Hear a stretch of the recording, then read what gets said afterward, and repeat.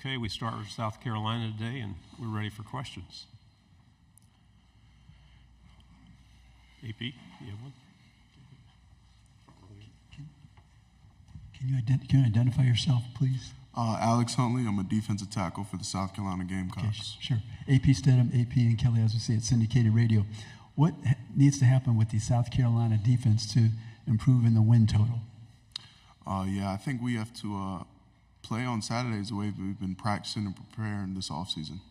I feel like the defense as a whole, we've got a lot of newcomers, a lot of transfers and young guys who have came in and they've helped the team tremendously. And so I think all we have to do is show the world what we know who we are and, just do it on Saturdays. Left side. Kind of going off of that, what has given you confidence this offseason that you guys are primed for a bounce-back year? There's several things I'd say. First, depth. We got a lot of guys who came in who have put an immediate impact on our team, on our defense. And so that's something that obviously helps you in every aspect. I think last year didn't go the way anybody on the team wanted it. And I think we all came back from that with a real big chip on our shoulder, ready to work, ready to, just do what we got to do to win. Because that's the only thing on our minds right now is a win. On the aisle, left side.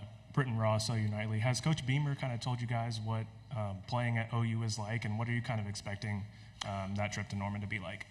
Yeah, I wouldn't say he's touched on it too much. I feel like right now we're focused on game one, really just taking every game one at a time. But I do think the trip to be Norman will be exciting. It's a good school, a lot of history there, and so I think it'll be pretty fun. Right side on the aisle.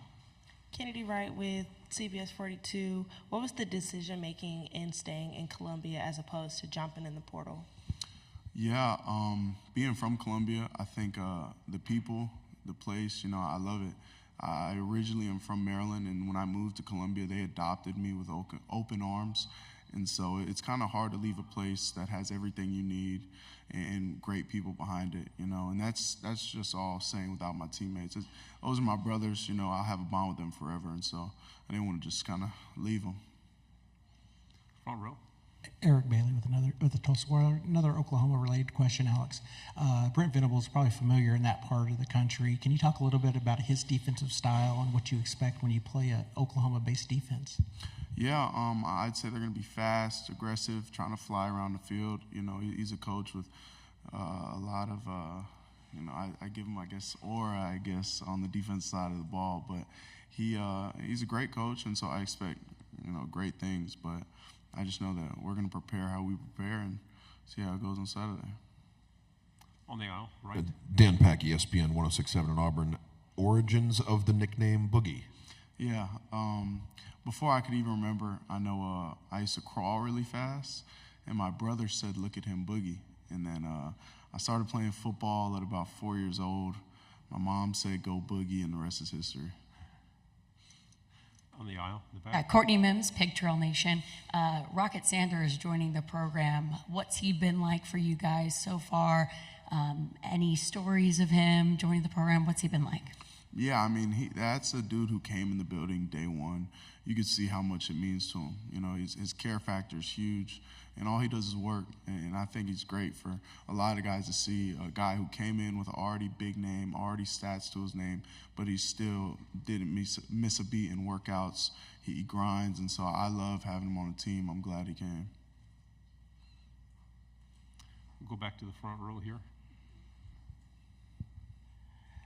We got a chance to get to know Coach Beamer when he was at Oklahoma for a couple of years as an assistant, and we saw his energy, his vigor. We saw in a game where he headbutted guys with helmets, had to get stitches at halftime. Can you talk about his energy on the sideline, what he means to you as players when during games, and what he's like, what he brings to the team?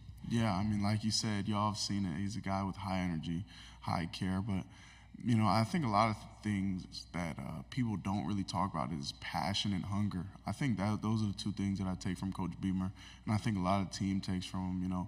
He really loves what he does, and he loves being able to coach us, and he wants it so bad, and I think we all do. And so being able to play for a coach like that, it's really easy to kind of fall in line because he has the same standards that we have. So he's a great coach. I'm lucky to be able to play for him. Stay on the front row. Mason Young with the Tulsa World. Just curious your thoughts on, and probably a lot of players have different thoughts on it, but the idea that you will have video replay, iPads available to you on the sideline during the season, how handy is that going to be to have? Yeah, that'll be huge. I mean, I know from a defensive line point of view, I mean, I'm so excited. Just being able to see what the O-line's doing, you know, what play call, how it's affecting certain things. You're just going to have so much more insight as to what's going on truly. And so I'm super excited about it. I think it's going to help the game of college football so much more. Right side, fourth row. Cam Durr, WAFF 48. With College Football 25 coming out, how excited are you for that, and how accurate do you think that it's going to be with the ratings and everything? Yeah, I mean, I'm super excited. I feel like that's what most of the guys here are going to do when they leave here is go play. But, yeah, I feel like I'm going to have to do some proving wrong during the season. I feel like the history of sports games and ratings have never been the best. And so I've mentally prepared for not the rating I want, but it's okay because the season's coming soon, so I'll have my chance to kind of show. On the aisle.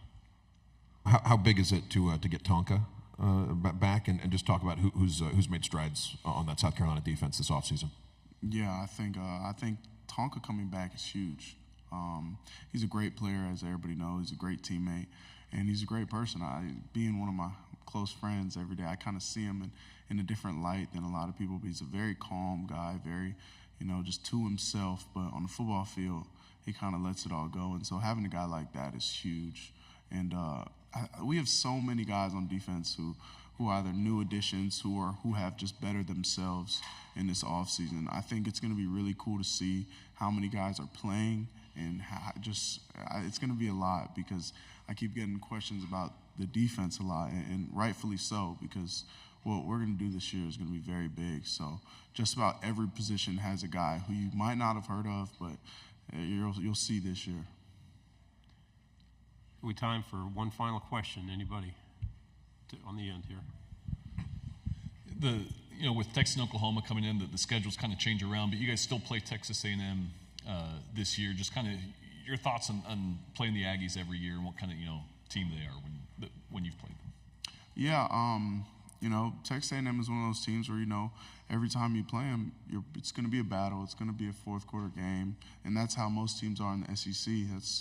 It's the most competitive conference, and that's just how the SEC is. And so it's always been fun being able to play these good teams. If you want to be the best, you have to beat the best. And so that's how everybody on the team feels. We want our shot. We want a shot at the title. And so whatever we have to do, whoever we have to play, we'll do that, and we'll show up on Saturday. Alex, thank you very much. Good Thank job. you.